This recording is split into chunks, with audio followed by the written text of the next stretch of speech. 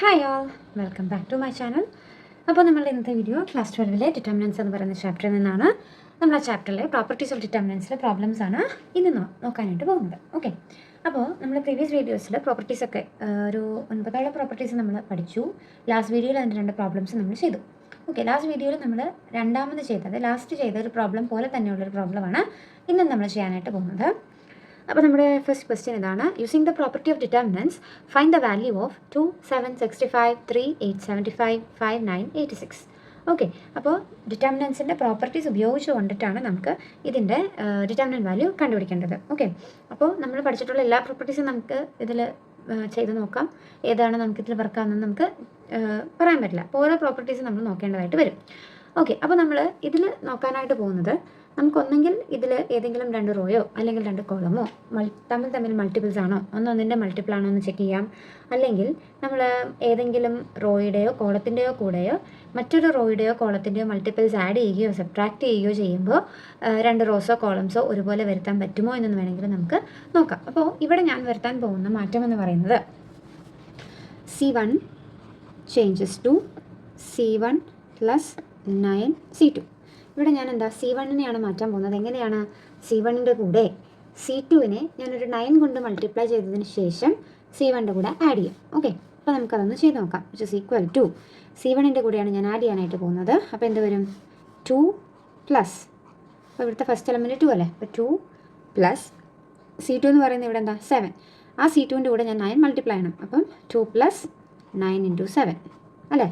അടുത്ത എലമെൻറ്റ് 3 അല്ലേ, അപ്പോൾ 3 പ്ലസ് 9 ഇൻറ്റു 8. പിന്നെ അത് 5 ആണ്. 5 പ്ലസ് 9 ഇൻറ്റു 9. ഓക്കെ, അപ്പോൾ C1നെ നമ്മൾ എഴുതിയിരിക്കുന്നത് പോലെ മാറ്റി എഴുതിയിട്ടുണ്ട്. C2നും C3ക്കും മാറ്റമൊന്നുമില്ല. അപ്പോൾ ഇത് രണ്ടും അതുപോലെ തന്നെ ഞാൻ എടുത്ത് എഴുതാനായിട്ട് പോവാണ്. അപ്പോൾ 7, 8, 9, 65, 75, 86. അപ്പോൾ അത് രണ്ടിനും മാറ്റമൊന്നും ഇല്ലാത്തതുകൊണ്ട് ഞാൻ അതുപോലെ തന്നെ എടുത്ത് എഴുതി. ഇനി ഇതൊന്ന് നമുക്ക് സോൾവ് ചെയ്ത് നോക്കാം. എന്ത് വരും എന്ന് നമുക്ക് നോക്കാം.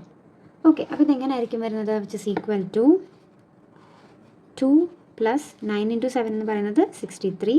ഇത് രണ്ടും നമുക്ക് അതുപോലെ തന്നെ എഴുതാം. 7, 65.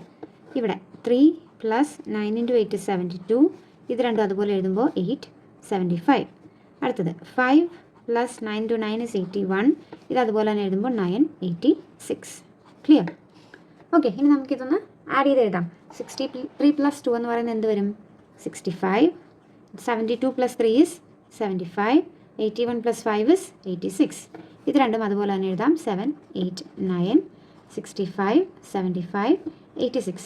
C2യും C3യും നമ്മൾ അതുപോലെ തന്നെ എഴുതിയതിൻ്റെ കാരണം എന്താ? അതിന് പ്രത്യേകിച്ച് മാറ്റങ്ങളൊന്നും നമ്മൾ വരുത്തിയിട്ടില്ല. C1ന് മാത്രമാണ് നമ്മൾ ചേഞ്ച് വരുത്തിയത്. അതുകൊണ്ടാണ് C2യും C3യും അങ്ങനെ തന്നെ നമ്മൾ എടുത്തെഴുതുന്നത്. അപ്പോൾ C1നെ നമ്മൾ C1ൻ്റെ കൂടെ C2, അതായത് C2നെ ഒരു 9 കൊണ്ട് മൾട്ടിപ്ലൈ ചെയ്തതിന് ശേഷം C1ൻ്റെ കൂടെ ആഡ് ചെയ്തപ്പോൾ നമുക്ക് കിട്ടിയ വാല്യൂ ഉണ്ട് 65, 75, 86. ഇതും നമ്മുടെ C3യും സെയിം ഐഡൻറ്റിക്കലായിട്ടല്ലേ ഇവിടെ വന്നത്. അപ്പോൾ ഒരു ഡിറ്റർമിനൻറ്റിലെ 2 റോസോ 2 കോളംസോ ഒരുപോലെ ഐഡൻറ്റിക്കലായിട്ട് വന്നാൽ അതിൻ്റെ ഡിറ്റർമിനൻറ്റ് വാല്യൂ എന്തായിട്ട് മാറുമെന്ന് നമ്മൾ പഠിച്ചിട്ടുള്ളത്? അത് 0 ആയിട്ട് മാറും എന്ന് നമ്മൾ പഠിച്ചിട്ടുണ്ട്. കണ്ടോ? പ്രോപ്പർട്ടീസ് ഓഫ് ഡിറ്റർമിനൻസ് ഉപയോഗിച്ച് നമ്മൾ ഇതും പ്രൂവ് ചെയ്തു. ഓക്കെ, അപ്പോൾ ഇതേപോലെ നമ്മൾ ചിന്തിച്ചെടുക്കണം. ഇത് എങ്ങനെ ചെയ്താൽ ഇതിനെ നമുക്ക് പ്രോപ്പർട്ടീസ് ഓഫ് ഡിറ്റർമിനൻസ് ഇതിൽ ഉപയോഗിക്കാൻ പറ്റും, ഏതൊക്കെ രീതിയിൽ ഉപയോഗിക്കാൻ പറ്റും എന്നൊക്കെ നമ്മളൊന്ന് ചെറുതായിട്ട് ആലോചിക്കണം. ഓക്കെ, അപ്പോൾ ഇങ്ങനെ ഒരു ക്വസ്റ്റ്യൻ നിങ്ങളുടെ കയ്യിലോട്ട് പെട്ടെന്ന് കിട്ടുമ്പോഴേക്കും നമുക്കൊരു ഐഡിയ കിട്ടണമെന്നില്ല. അപ്പോൾ ജസ്റ്റ് ഒന്ന് തിങ്ക് ചെയ്യുക എന്ത് ചെയ്താൽ, അതായത് ഇതിന് തന്നെ നമ്മൾ എന്തെങ്കിലുമൊക്കെ ചെയ്താൽ നമുക്ക് ആൻസർ കിട്ടും. അതൊന്ന് ജസ്റ്റ് തിങ്ക് ചെയ്താൽ മാത്രം മതി. ഓക്കെ, അപ്പോൾ നമുക്ക് അടുത്തൊരു പ്രോബ്ലം കൂടെ നമുക്ക് നോക്കാം. ഓക്കെ, അപ്പോൾ ഇതാണ് നമ്മുടെ അടുത്ത ചോദ്യം. Using the property of determinants prove that determinant of X plus A Y plus B Z plus C is equal to 0. അതായത് ഈ തന്നിരിക്കുന്ന ഡിറ്റർമിനൻറ്റിൻ്റെ വാല്യൂ 0 ആണെന്ന് പ്രൂവ് ചെയ്യുക എന്നാണ് പറഞ്ഞിരിക്കുന്നത്. അത് എന്തുപയോഗിച്ച്? ഡിറ്റർമിനൻസിൻ്റെ പ്രോപ്പർട്ടീസ് ഉപയോഗിച്ച്. ഓക്കെ, അപ്പോൾ ഈ ഡിറ്റർമിനൻറ്റ് കാണുമ്പോൾ തന്നെ നമുക്ക് പെട്ടെന്ന് മനസ്സിലോട്ട് വരും എന്താ? ആദ്യം തന്നിരിക്കുന്ന 2 കോളംസിനെ തമ്മിൽ ആഡ് ചെയ്തിട്ടാണ് മൂന്നാമത്തെ കോളം ഇവിടെ വന്നിട്ടുള്ളത്. ഓക്കെ, അപ്പോൾ നമുക്കിതിൽ 2 കോളത്തെ ഒരുപോലെ ആക്കി മാറ്റാൻ പറ്റുമല്ലോ അല്ലേ?